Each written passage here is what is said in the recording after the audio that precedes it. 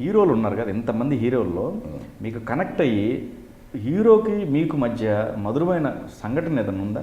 ఆది చేస్తున్నప్పుడు ఎన్టీఆర్ బాబుతో చాలా సరదాగా ఉండేవాళ్ళం. అప్పుడు కూడా చిన్నవాడు, నువ్వు మీసాలు, చాలా సరదాగా అసలు హీరో అనేది లేకోకుండా మేము దాంట్లో నలుగురు జైలుకి వెళ్ళటం రావటం, మాతోనే కూర్చొని తినేవాడు, మా సరదాగా కబుర్లు చెప్పుకుంటూ చాలా బాగా. అతనికి సఫారీ ఉండేది, వైట్ సిల్వర్, ఆ సఫారీలో తిరిగేవాళ్ళం మేము. చాలా సరదాగా, చాలా అతను ఆదిలో చేస్తున్నప్పుడు ఎన్టీఆర్తో మంచి అనుభవం. చాలా సరదాగా ఉండేవాడు కలిసిపోయి. అట్లాగే ఎప్పటికప్పుడు అంటే అంత ఇక తర్వాత ఇక లేదు. అలాగే ఎవడైతే నాకేంటి చేశాను, రాజశేఖర్ గారి సినిమా, దాంట్లో మంచి వేషం ఉన్నది. రాజశేఖర్కి బావ క్యారెక్టరు, రఘువర్ణకేమో అల్లుడు క్యారెక్టర్, త్రూఅవుట్ క్యారెక్టర్, మంచి కలెక్టరు, యాంటీ క్యారెక్టర్. అతనితో కూడా మేము సరదాగా ఉంటాం. ఇప్పటికీ రాజశేఖర్ గారు కనిపించినా చాలా ఆప్యాయతంగా పలకరిస్తుంటారు. అంతేగాని ప్రతి హీరోతో కూర్చుని ఆ సినిమా తర్వాత సినిమా లేనప్పుడు ట్రావెల్ అవ్వడం లేవండి.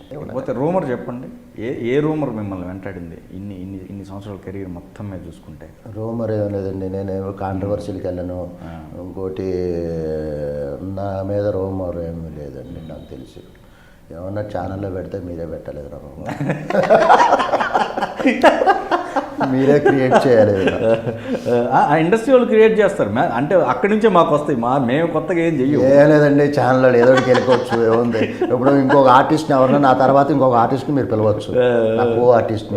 వాడిని చెప్పి మెల్లిగా వాడిని కెలికి నేను రాజేంద్ర సంగతి ఏంటి అని మెల్లిగా ఆడి రాగవచ్చు. అప్పుడు వస్తాయి. వాడేదో ఇప్పుడు ఎలా ఉంటుందో ఇంత చూపిస్తారు, మీరు తీసి భూతత్వం దామే పెడతారు, భూతాతం పెడతారు, ఎంత కనపడుద్ది. అది తెలియక అది పెద్ద రూమర్. అలాగనే రూమర్ క్రియేట్ చేయండి, కనీసం నాకు అలాగనే పబ్లిసిటీ పాపులారిటీ వస్తాము. నేను అందుకని అడుగుతాను, అంటే నా నోటీస్కి రాలేదు కాబట్టి మిమ్మల్ని అడుగుతాను, లేకపోతే అడిగాడు. లైన్ కూడా చెప్పేసే కదా, నా కో ఆర్టిస్ట్ని ఎవరైనా పిలిపించండి సార్, వాడిని ఏదో కెలకండి, వాడు డెఫినెట్గా అంటాడు, వాడు ఇంతే అంటాడు, మీరు తీసుకొచ్చి భూతార్థం పెట్టండి, ఇంత కనపడుతుంది, రాజేందర్ ఎట్లా అంటా అని పెట్టండి, నాకు ఏదో ప్లస్ అవుతుంది, ప్లీజ్ ఆ పని చేయండి. తప్పకుండా రాలేదు, అందుకనే నేను మీకు అదైతే రాలేదు, స్క్రిప్ట్ ఇచ్చేసే కదా. ఓకే, అయితే మీ దాకా అయితే రాలే, నా దాకా రాలే. మీ బలహీనతలు అంటే ఏం చెప్తారు? అంటే మానసికంగానా శారీరకంగానా బిహేవియర్ ప్రకారం ఎలా మా బలహీనత దేని గురించి అంటున్నారు? సరే అన్ని మిక్స్ చేసి చెప్పుకోండి. నా ఇందాకే చెప్పేదో 10 సార్లు చెప్పాను, నా బలహీనత కోపం. అదొకే, అది పర్సనల్ దాని మీద కాబట్టి కెరీర్లో లేదని చెప్పారు, అది కూడా 100%. అంటే మరి ఇక్కడ విచక్షణ ఉన్నప్పుడు అక్కడ ఎందుకు లేదని, అది ఎందుకు కోల్పోతున్నారు? ఇక్కడ విచక్షణతో ఉన్నారు, మరి అక్కడ ఎందుకు కోల్పోతున్నారు? ఆ బ్యాలెన్స్ ఎందుకు లేదు? కోర్స్ అంటే ఎలా ఉంటుందంటే అండి, ఇది మీరు చెప్పింది నాకు అర్థమైంది. ఇప్పుడు కొన్ని విషయాల్లో ఎలా ఉంటుందంటే అండి, ఇప్పుడు మీతో ఒక చనువు ఉండొచ్చు, అతనితో ఒక చనువు ఉండొచ్చు, ఇతనితో ఒక చనువు ఉండొచ్చు. నేను ఏ మాట అన్నా మీరు పడతారు అనుకుంటే మీ మీద ఫైర్ అవుతాయా, మూసుకోవా, కూర్చోవా, ఎక్కువ మాట్లాడతాయి. ఆ చనువు వల్ల అతనంటే నాకు పడదు, అంటే అతనంటే నాకంటే పెద్దోడై ఉండొచ్చు, లేదంటే మాట అంటే పడడు, లేదంటే నాకంటే రిలేషన్లో కొంచెం దూరము అన్నప్పుడు అతనితోనే కొంచెం జాగ్రత్తగా ఉంటాను. నేనంటే కాదు, ఇటువంటి వాళ్ళు ఎవరైనా కాదు. ఇప్పుడు నేనంటే పడేవాళ్ళ దగ్గరే ఫైర్ అవుతారు.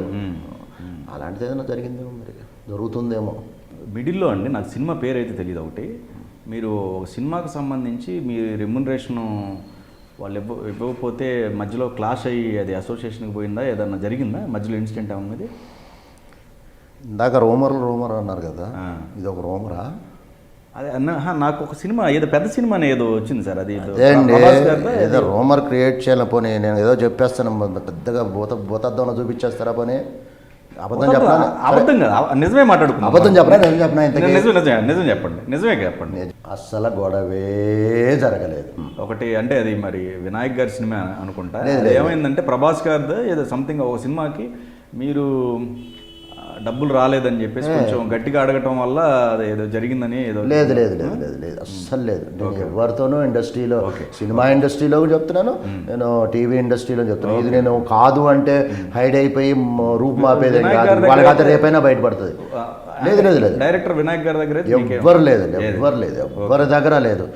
ఇప్పుడు నా పర్సనల్ అంటే దాచిపెడితే తెలీదు, ఇది దాచిపెట్టినా తెలీదు, ఆగదు. వాళ్ళకైతే రేపైనా ఇంకొకరి ద్వారా బయటకు వస్తుంది. కాకపోతే ఇటువంటి డబ్బుల విషయంలో నేను అసలు నేను ఆ ముఖం మార్చు ఏంటి డల్గా ఉంటే డబ్బులు ఇచ్చేవాడిని, డబ్బులు నేను ఎందుకు అడుక్కుంటానండి, ఎంత లక్షలు పోయినాయండి బాబు. ఓకే. అలాంటి విషయం ఏమీ లేదు. లేదు. నాకు ఇంకోటి, నేను ఫస్ట్ నాకు రెండు, ఇప్పుడు జాబ్ సాటిస్ఫాక్షన్ అన్న ఉండాలి, జాబ్ సాటిస్ఫాక్షన్ ఉండాలి. అంటారు. నేను ఫస్ట్ జాబ్ సాటిస్ఫాక్షన్ చూసుకుంటానండి. ఓకే. నాకు క్యారెక్టర్ బాగుంటే నాకు పేమెంట్ ఎంత ఇచ్చినా తీసుకుంటా, ఓకే. ఎంత ఇచ్చినా తీసుకుంటా. ఓకే. నాకు ఫస్ట్ ప్రిఫరెన్స్ నేను క్యారెక్టర్కే ఇస్తాను. ఓకే. కొంతమంది ఇవ్వలేనంటారు, లాస్ అయ్యారంటారు, సరే నో ప్రాబ్లం అని. కొన్ని గతంలో బాగా గుర్తు నాకు, ఒక సినిమాలో పేరు చెప్పను, డైరెక్టర్ పేరు చెప్పను, మీరు ఎంత గింజుకున్నా చెప్పను, అనుకున్న పేమెంట్ కంట తక్కువ పేమెంటు ఏదో సోది చెప్పి 2 కట్టలు, ఆ కట్టలు కూడా చెప్పను, 2 కట్టలు చేతిలో పెట్టాడు.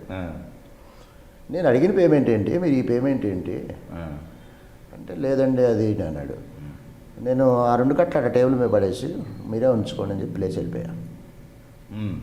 మీరేదో ఖర్చుల్లో ఉన్నారు, బాధల్లో ఉన్నారు అన్నారు కదా, ఈ కనీసం ఈయన ఏదన్నా ఏ చిన్నటికైనా ఉపయోగపడతాయో మీరే ఉంచేసుకోండి అని పడేసి వెళ్ళిపోయిన రోజులు ఉన్నాయి.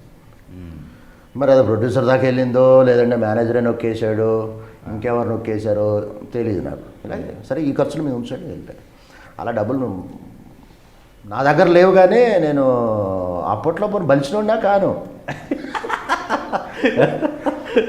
అంటే నాకు ఆత్మాభిమానం ఎక్కువ అండి.